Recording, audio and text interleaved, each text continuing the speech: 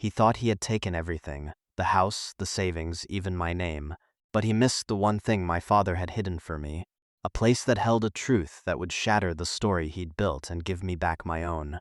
If you've ever felt like you've lost it all and had to start over from absolute zero, subscribe to this channel, because this story is for you. The air in Mr. Henderson's office was the color of weak tea and smelled of old paper and quiet defeat.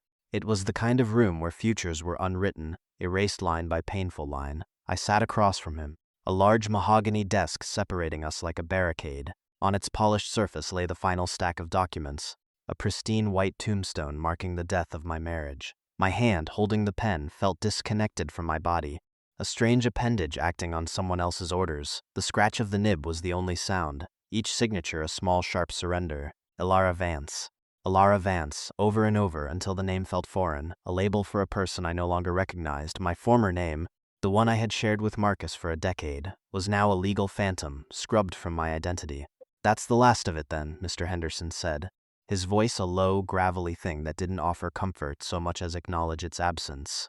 He was a man built of straight lines and muted colors, from his gray suit to his neatly combed, thinning hair. He gathered the papers with an efficiency that bordered on ritual, stacking them into a neat pile that represented the complete dismantling of my life. The condo in the city with its floor-to-ceiling windows overlooking a life I no longer lived. The joint savings account now drained. The art, the furniture, the car. All of it was Marcus's now, a spoil of a war I hadn't even known I was fighting until the final battle was already lost. He slid a small cardboard box across the desk. It was bigger than a shoebox sealed with packing tape. "These are the personal effects from the safe deposit box. Your husband's solicitor dropped them off this morning." I looked at the box. It felt impossibly light. 10 years of a shared life, and this was what was left for me. A few childhood photographs Marcus had deemed worthless, my grandmother's tarnished silver locket, and a handful of letters from my father, who had died 2 years before the wedding. I didn't need to open it to know its contents. These were the sentimental scraps, the things without monetary value, the pieces of my past that Marcus had no use for. He had been meticulous in his victory, ensuring he controlled not just the present assets, but the narrative of our past, leaving me with only the ghosts. Mr. Henderson cleared his throat, pulling my attention from the pathetic little box. He reached into a drawer and pulled out a large manila envelope thick with legal-sized papers and a single, ornate iron key. The key was heavy, old, and rusted in the grooves of its intricate design. It looked like something from a fairy tale, or more accurately, a horror story. "There is one other thing," he said, pushing the envelope and the key toward me. "An asset." It was overlooked by Mr. Thorne's legal team. A flicker of something, not hope, it was too weak for that, stirred in my chest. An asset? Marcus's lawyers had been sharks, stripping every last cent, every last possession. They had combed through my finances with a terrifying thoroughness. How could they have missed anything? "It's a property," Mr. Henderson continued, his expression unchanged. He was managing my expectations before I could even form them. "Registered under your maiden name, Ilara Blackwood. The transfer was filed over 15 years ago, a gift from your father. It's called Blackwood Dairy, up in Oakhaven County." The name meant almost nothing to me. A faint, blurry memory surfaced, a long car ride with my dad, the smell of hay and rain, a big red barn with a sagging roof. I must have been 7 or 8. A place he'd bought on a whim, he'd said. One of his projects. My father had been a man of quiet, often inexplicable projects. He was a high school geology teacher, not a farmer. We'd visited it once, maybe twice, before he'd declared the soil too stubborn and the commute too long, and it had faded from our family conversation, becoming just another forgotten story. "It's listed on the county tax rolls as derelict," Mr. Henderson said, his words a steady deflating drone. "The land is zoned agricultural, but the assessment values it at next to nothing. The farmhouse is likely uninhabitable. The barn is probably collapsing. According to the notes, it's been vacant for at least 2 decades. Thorne's team likely saw the valuation and dismissed it as a liability, not an asset. The cost of demolition would outweigh the land value." He paused, letting the reality settle in. "I'm sorry, Ilara, it's not a windfall, it's probably just another burden. But it is, legally and unequivocally, yours." He tapped the envelope. "This is the original deed, the title is clear, and this," he nudged the heavy iron key, "was filed with it. It should open the front door. If it's still standing." I stared at the key. It felt cold and heavy in my palm. A solid piece of a past I barely remembered. A derelict dairy, a collapsing barn, an uninhabitable farmhouse. It wasn't a rescue, it was a joke. A final cosmic punchline to the long, cruel story of my divorce. Marcus got the gleaming city penthouse, and I got a pile of rotten wood in the middle of nowhere. It was so perfectly, brutally unfair that a small, dry laugh escaped my lips. It was a bitter, hollow sound that echoed in the quiet office. Mr. Henderson offered a small, sympathetic frown. You could try to sell the land to a neighboring farm. You might get a few thousand for it. Enough for a security deposit on a small apartment. Perhaps. I picked up the key, its weight a strange comfort. It was something to hold on to, something real. Marcus had taken everything that was ours, but he hadn't touched this because it was never ours, it was mine. A gift from my father, a man who had loved me without condition, a man Marcus had subtly, skillfully taught me to see as simple, unambitious, and out of touch with the world he wanted us to conquer. Your father is a good man, Alara, he used to say, with a tone that implied, but he doesn't understand what it takes to be successful. And like a fool, I had started to believe him. No, I said, the word feeling surprisingly firm in my own ears. I'm not going to sell it. I didn't know why I said it. The thought had formed and spoken itself before I could properly examine it. Maybe it was just defiance. Maybe it was the only thing in the world I had left to say no to. I stood up, my legs shaky. I took the box of my ghosts, the envelope with the deed, and the heavy iron key.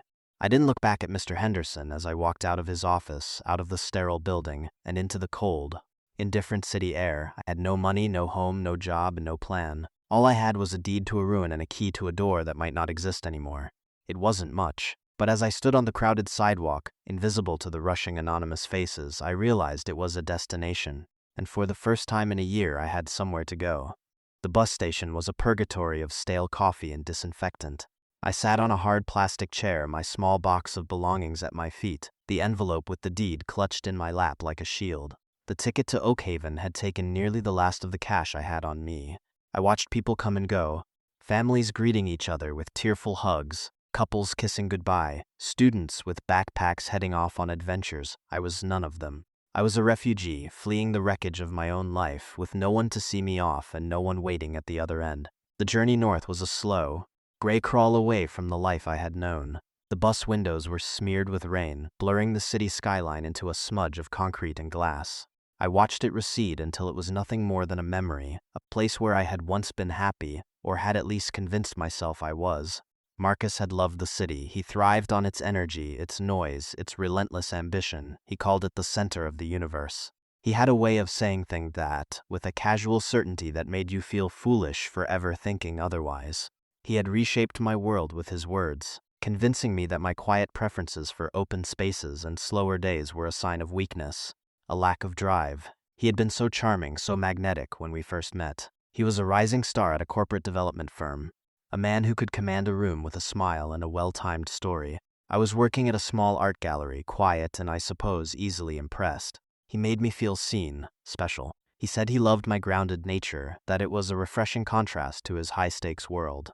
It was only later I realized he didn't see it as grounded, he saw it as pliable, something he could mold. The divorce proceedings had been a masterclass in his particular brand of cruelty. He never raised his voice. He simply, methodically, used my own words, my own insecurities against me. The prenuptial agreement I'd signed without much thought at his gentle urging was an iron cage. He argued that I had contributed nothing of financial value to the marriage, that my emotional support wasn't a tangible asset. His lawyers painted me as a freeloader, a naive woman who had coasted on his success, and in the sterile impersonal language of the law, they were right. I had quit my job at the gallery to manage our home, to host his business dinners, to be the perfect corporate wife he required.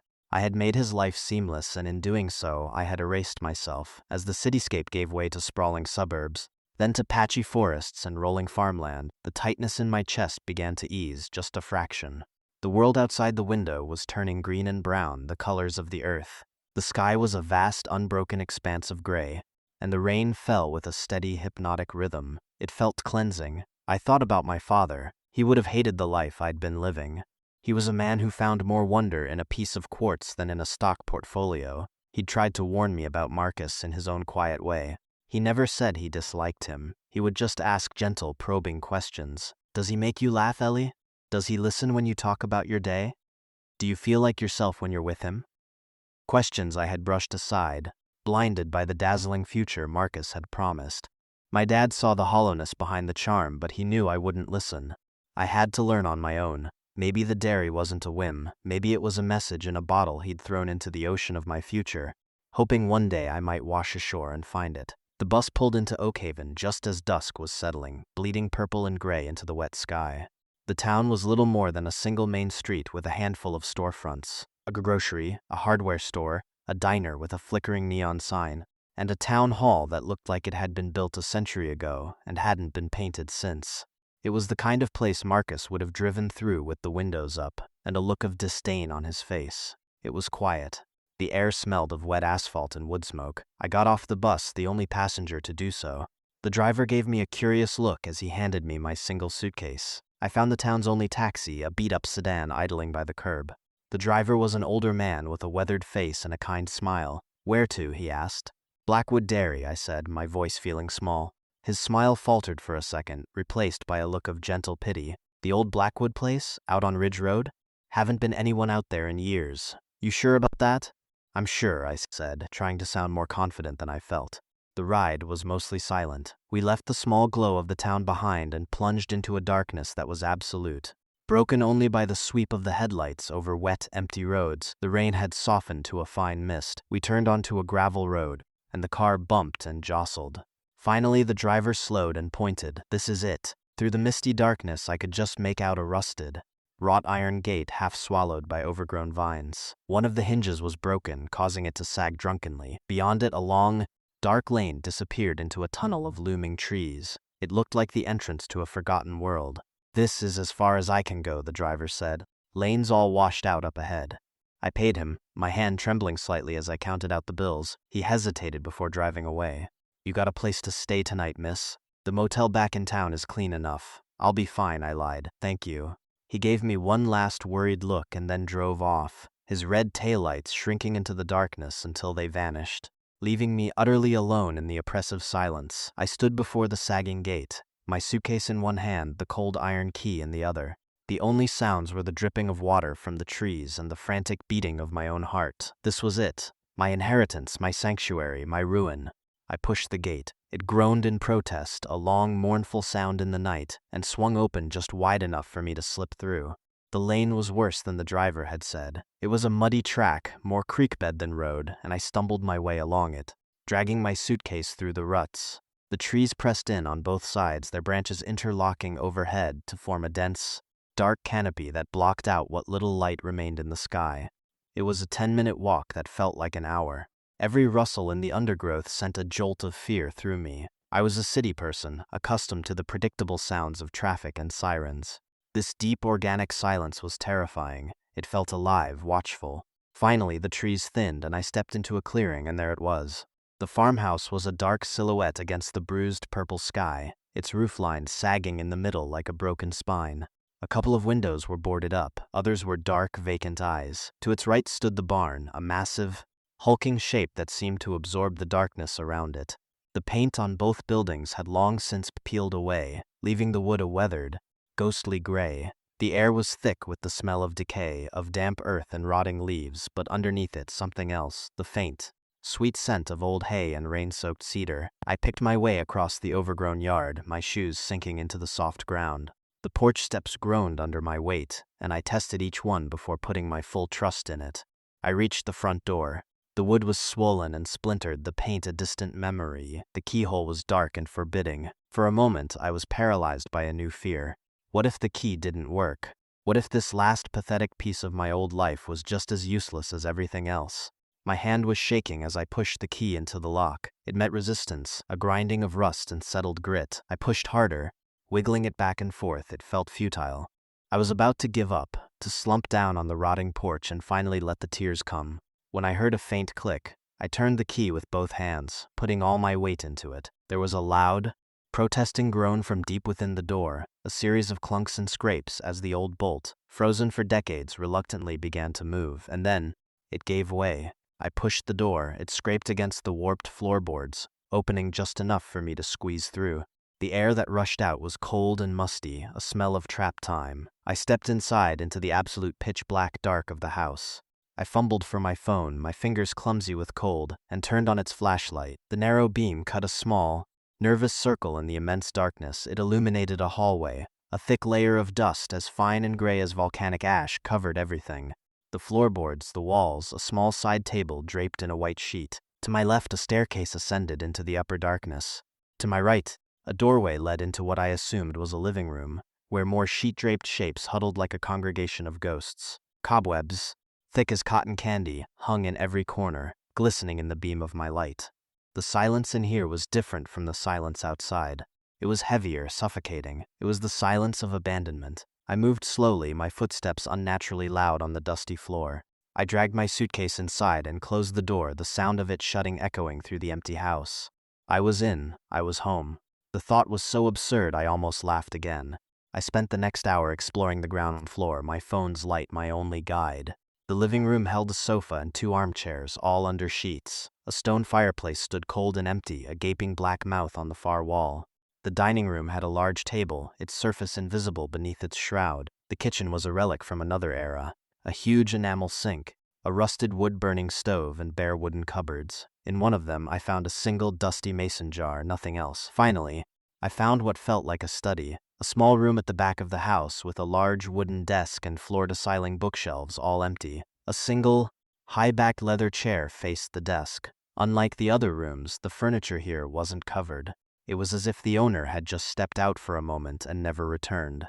The desk was clear, save for a tarnished brass lamp and a small, locked metal box on the mantelpiece above the unlit fireplace. It was an old cash box, the kind you'd see at a flea market. It was plain, black, and dented at one corner. It wasn't the promise of money that drew me to it, but the simple fact that it was locked.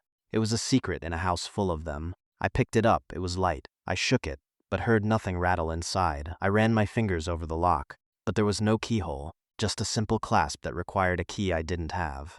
I set the box on the dusty desk and shone my light around the room.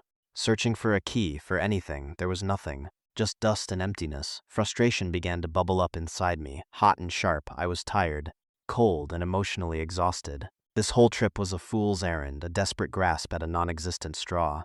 This house wasn't a sanctuary. It was a tomb. Driven by a sudden reckless anger, I looked around for something to pry the box open. I found an old heavy letter opener on the desk, its handle shaped like a feather. It was probably useless, but it was something. I wedged the tip into the seam of the box and pushed. The metal bent. I pushed harder, gritting my teeth, channeling all the frustration and grief of the last year into that single point of pressure. The metal groaned, scraped, and then, with a sudden pop, the lid sprang open. I shone my light inside, my heart pounding. There was no money, no jewelry. There was only a single thick envelope made of heavy cream-colored paper. It was sealed with a wax stamp of a simple oak leaf, and on the front, in my father's familiar, elegant script, was my name, Ilara. My breath caught in my throat. My anger vanished, replaced by a wave of awe and a deep, aching sadness. He had left this for me. He had known somehow that one day I would be here in this room and I would find it. I sat down in the cold leather chair, the chair he must have sat in, and carefully broke the wax seal. Inside was a letter, several pages long, the paper still crisp. The date at the top was from just a few months before he died. I unfolded it, my hands trembling, and began to read the words my father had left for me to find. My dearest Ilara, the letter began. If you are reading this, it means that things have not gone the way I hoped they would for you. It means you have found your way here, to this old, forgotten place. And for that I am both deeply sorry and profoundly proud. I know you must be feeling lost. I want you to know you are not. You are exactly where you need to be. Tears pricked my eyes, blurring the ink. I wiped them away impatiently and kept reading. I imagine you have many questions about this place. I told you I bought it as a project, a whim. That was not the truth. I bought this dairy and put it in your name the week after you announced your engagement to Marcus. Please do not be angry. Try to understand. A father sees things a daughter in love cannot. I saw the way he looked at you, not with adoration, but with a kind of appraisal. I saw the way he subtly corrected you in conversation, the way he dismissed your opinions with a charming smile. I saw a man who didn't want a partner. He wanted an acquisition. To tell you this then would have been to lose you. You would have defended him, and he would have used it to drive a wedge between us. So, I did the only thing I could think of. I built you a lifeboat. I had to stop reading, a sob catching in my throat. A lifeboat. He had seen it all right from the very beginning. The subtle manipulations, the slow erosion of my confidence. I had thought I was hiding it so well, even from myself, but he had seen. This place is more than just a broken-down farm, Ellie. It is a secret, and it is a weapon, but you will have to be strong to wield it. I know you are. You have a resilience you don't even recognize in yourself. You have my strength and your mother's fire. You have just forgotten how to use it. This place will help you remember. The answers you need are not all in this letter. The rest of the story is hidden in the barn. Go to the old milking parlor. Find stall number 7. Your real inheritance is buried there. Be careful. And know always that I love you more than words can say. I am with you, always your dad. I folded the letter, my hands shaking so badly I could barely hold it. The silence of the house no longer felt menacing, it felt expectant. My father's presence was so strong in that room, it was as if he were sitting in the chair across from me. His kind eyes full of love and encouragement. He had left me a map out of the ruins and into a future I couldn't yet imagine. The initial shock gave way to a storm of emotions. Grief, sharp and overwhelming, for the father I still missed every single day. He had been my anchor, and without him I had drifted, allowing Marcus to become my entire world. Then came anger, a white-hot rage at Marcus for his calculated cruelty, for proving my father's worst fears true. He hadn't just broken my heart. He had tried to break my spirit, to isolate me and leave me with nothing and no one. And finally, beneath the grief and the anger, a tiny, fragile seed of hope began to sprout. My father had believed in me. He had trusted me to be strong enough to handle this, to follow his cryptic instructions. He had left me not just a place but a purpose. But with that hope came a paralyzing wave of fear and self-doubt. Could I really do this? The letter was cryptic, a weapon. Be careful. What had he gotten himself into? What had he left for me to face? The barn loomed in my mind, a place of shadows and secrets. It was one thing to read a letter in the relative safety of the house. It was another to go out into the dark, into that collapsing structure and dig into the unknown. For a long time, I just sat there in the dark. In my father's chair, the letter clutched in my hand. Part of me wanted to run, to take Mr. Henderson's advice, sell the land for whatever I could get and disappear. Start a new, anonymous life somewhere far away from Marcus, from Oakhaven, from this house of ghosts and responsibilities. It would be the easy path, the safe path. No one would blame me. But my father's words echoed in my head. You have a resilience you don't even recognize in yourself, did I? I thought about the past year. The quiet humiliations in court, the condescending tone of Marcus's lawyers, the friends who had sided with him, who saw his success and my sudden poverty and drew their own conclusions. I had endured it all. I had bent, but I hadn't completely broken. Maybe my father was right. Maybe there was a strength in me I had forgotten. Listen, if you've ever been at a crossroads like this, where you have to choose between the easy path and a terrifying, uncertain one, I want you to hit that like button, because this is the moment everything changed. This is the moment I had to decide who I was going to be, the victim Marcus had created, or the daughter my father believed me to be. Now let's get back to the story. I stood up. The decision was made. I wasn't going to run. I owed it to my father to see this through. I owed it to myself. I searched the kitchen, my movements now filled with a sense of purpose. I found a box of old matches and a few stubby candles, their waxy scent filling the air as I lit them, casting a warm, flickering glow that pushed back the oppressive darkness. The house felt a little less like a tomb and a little more like a shelter. In a utility closet, I found what I was looking for, a heavy, rust-covered crowbar and a large, old-fashioned flashlight that, to my amazement, still worked when I clicked it on, its beam weak but steady. Armed with my tools, I took a deep breath and stepped back outside. The mist had thickened into a light drizzle, and the night was profoundly dark. The barn was an even more intimidating presence up close. It was enormous, far bigger than I remembered, its peaked roof disappearing into the black sky. A large section of the roof on the far side had caved in, leaving a gaping hole. The main doors were slightly ajar, hanging crookedly on their tracks. I pushed one of the heavy doors. It slid open with a deafening screech of rusted metal on metal that made me flinch. The air that poured out was thick and earthy, the smell of ancient hay, manure, and damp soil. I stepped inside, my flashlight beam cutting a nervous path through the cavernous space. The interior was cathedral-like in its scale. Massive wooden beams, as thick as tree trunks, crisscrossed high above in the darkness. Dust motes danced in my flashlight beam like tiny stars. To my left was the old milking parlor, a long row of rusted metal stanchions and concrete stalls. Pigeons cooed and fluttered in the high rafters, their movements sending down a soft rain of dust and debris. I made my way to the milking parlor, my footsteps echoing unnervingly in the vast silence. The stalls were numbered with faded, painted numerals. 1, 2, 3. I counted my way down the line, my heart pounding a frantic rhythm against my ribs. 6-7. Stall number 7 was like all the others. A concrete floor, a rusted stanchion, a feed trough filled with dirt and cobwebs. My father's instructions had been specific, buried there. I shone the light on the concrete floor. It was solid, thick, unbroken. For a moment my heart sank. Had I misunderstood? Was this a wild goose chase? Then I remembered the house, the way things were hidden in plain sight. I ran my hand over the concrete, feeling for any inconsistency. Nothing. I tapped it with the crowbar. It made a solid, dull thud. I moved to the back of the stall near the wall. I tapped again. Thud, thud, thunk. The sound was different, less solid, more hollow. I knelt, excitement and fear warring within me. I scraped away the dirt and grime with the tip of the crowbar. Underneath I saw it, a faint, straight line, and then another, forming a perfect square about 3 feet by 3 feet. It was a section of the floor, cut and replaced. My father had hidden it well. Getting it open was brutal work. I jammed the tip of the crowbar into the seam and threw all my weight onto it.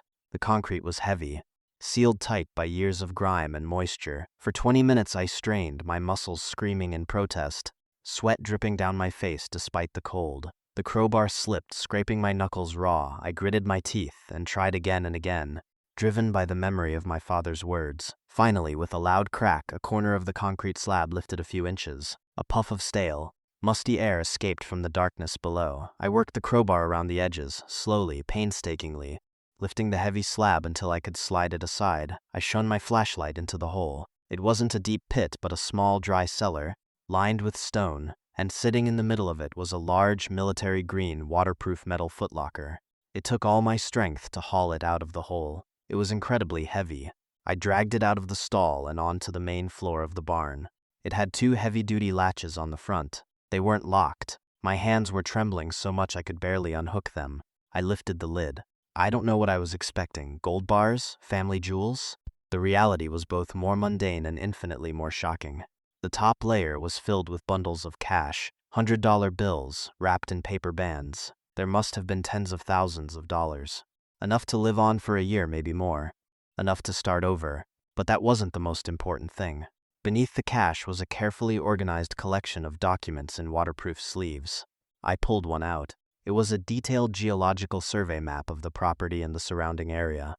It was covered in my father's precise, neat annotations. Another file contained a series of water purity reports from a state-certified lab, all dating back over the last decade. The results were astounding.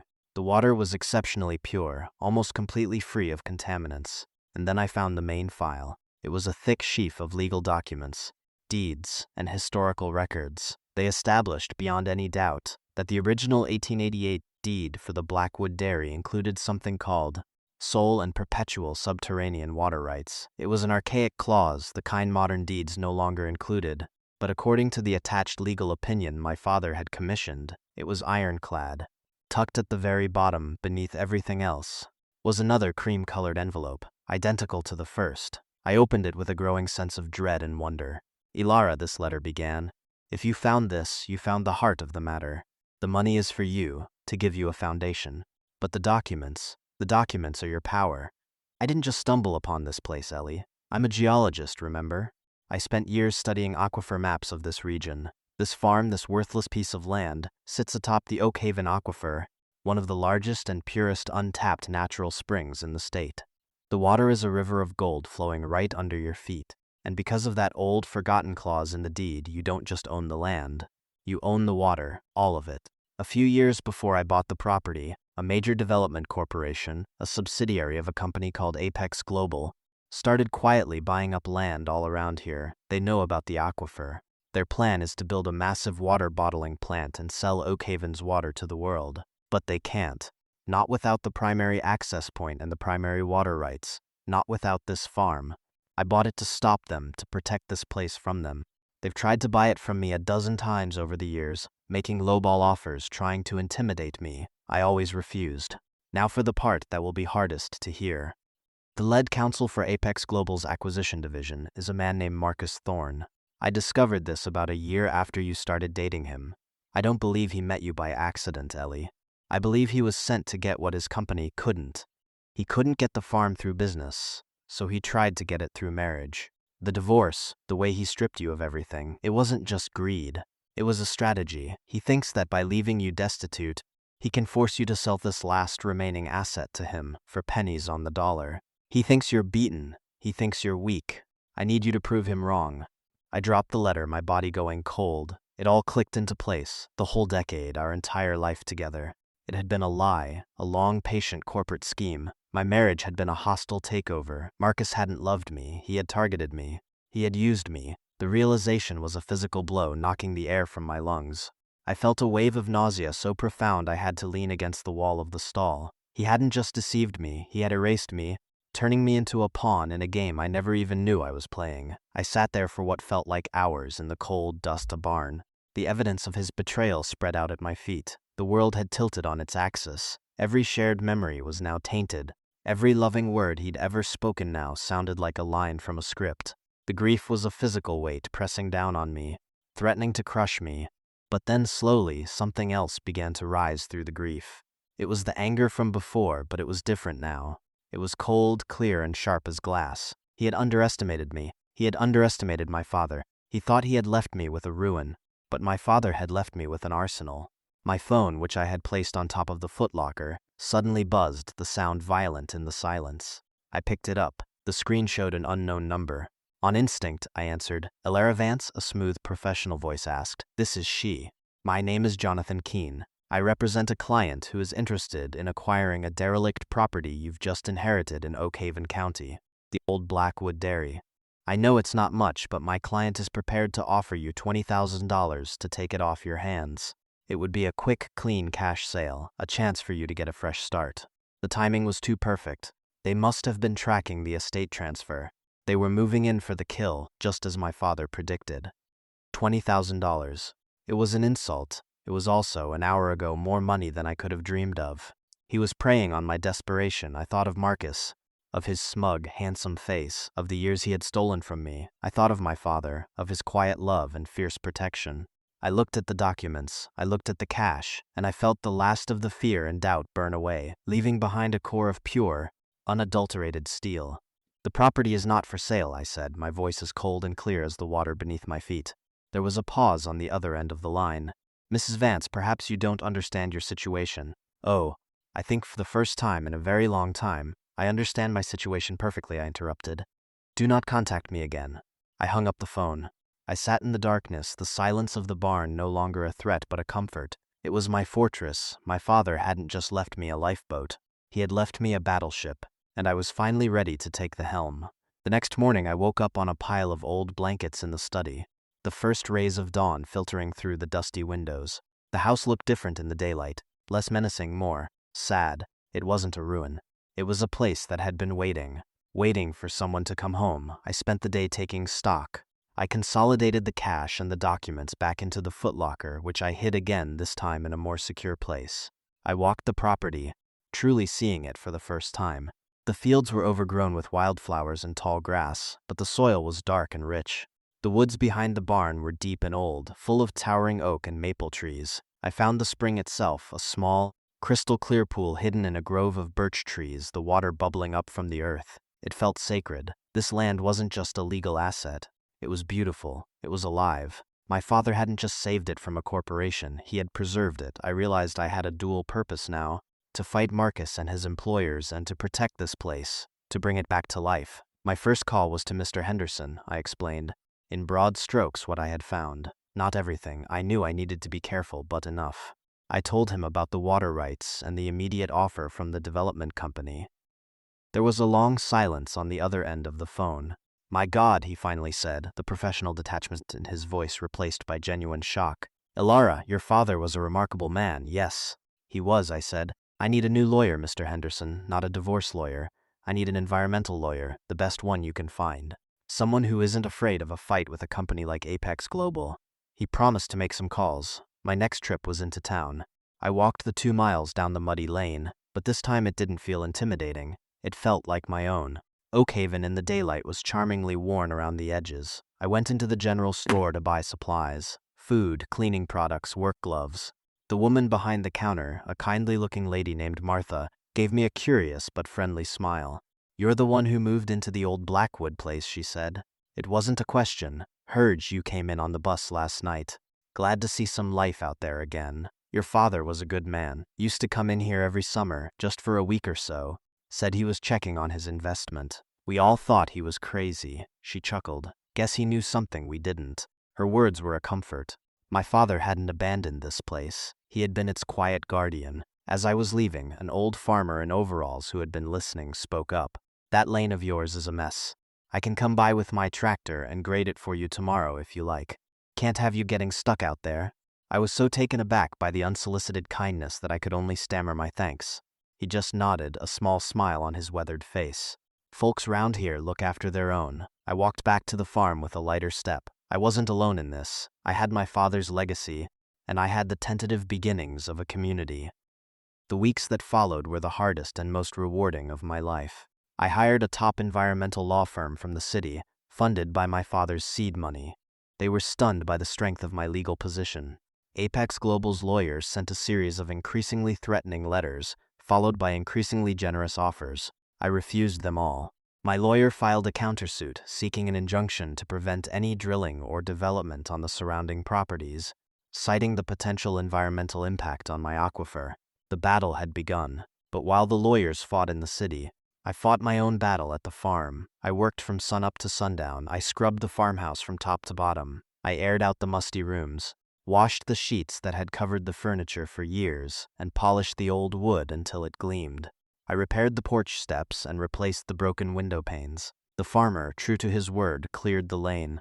Martha from the store started dropping off a local paper for me once a week. Slowly, painstakingly, the house started to feel like a home. My home.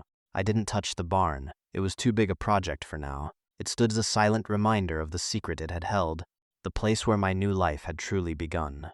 One evening, sitting on the newly repaired porch, watching the sunset paint the sky in fiery colors, I thought about the meaning of inheritance. Marcus had tried to leave me with nothing to erase my value, but my father had left me something far more precious than money. He had left me the truth. He had left me a purpose. He had left me a place where I could rediscover my own strength. Home isn't just four walls and a roof. It's the ground beneath your feet that no one can take away. It's a promise kept across years and a love that outlasts death. Marcus thought he was taking my future when he left me with nothing, but all he did was send me back to my foundation. He sent me home. This story is about finding strength when you think it's all gone, about discovering that the things that look like endings are often just the beginning of who you were always meant to be.